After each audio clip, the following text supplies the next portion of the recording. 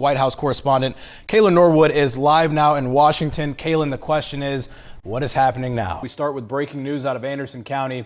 A man is behind bars after a shooting that left 2 people dead and another in the hospital. The smoke that is filling the air right now is almost making it hard to breathe, so we can only imagine what some of the first responders have been through at this point. Let's mix it up, switch it up, turn to weather right now. Chief Meteorologist Chris Justice joining us on this side of town on the desk with the area's certified most accurate forecast. Man wanted in connection with an armed robbery from last May is now behind bars after a standoff that took place this morning. About a minute ago, we heard an explosion, and this sounded like fireworks going off right behind us as crews continued to work. We all jumped and we looked, and then all of a sudden the power came on. If you walk down this way, wouldn't you can see that we've got a line of cars of people who either live in this area or need to pass through on their commute, and I want to get an idea as to how long people have been in line. Following breaking news right now out of Greenville, firefighters are at a restaurant in downtown, and we want to give you a live look now. Nikki Haley has vowed to stay in this race regardless of today's primary results. A brief look at what we're seeing. We've been following some of the snow turning into ice as the temperatures continue to drop.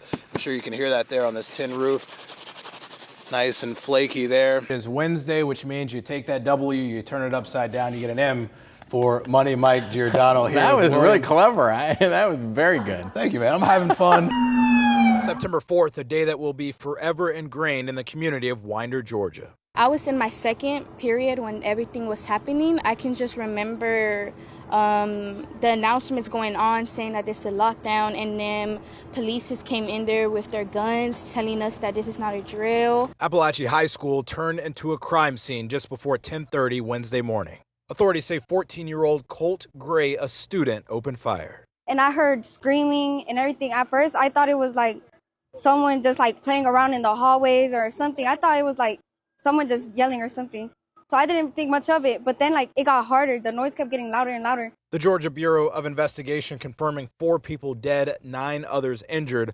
Out of the 4 dead, 2 were teachers, the other 2 students. As a parent, I feel sorry for anybody whose kid was injured or anything, but we will all pull through this. This is a very tight community. Authorities say the 14-year-old suspect was taken into custody without incident. The Barrow County Sheriff calling this an act of pure evil. I never imagined that I would be speaking to the media in my career over something that happened today, the pure evil that happened today. My heart hurts for these kids. My heart hurts for our community. But I want to make it very clear that hate will not prevail in this county. The GBI says Colt Gray will be charged with murder and tried as an adult. We also know that classes throughout the school district will be canceled at least throughout the remainder of the week as this investigation continues. For half of her college career, just like a second personality, Simpsonville native Nicole Hurley has been living a double life. It was like the best experience in the whole wide world. Another side of her, only her roommates at the University of South Carolina knew about. Nicole Maria Hurley.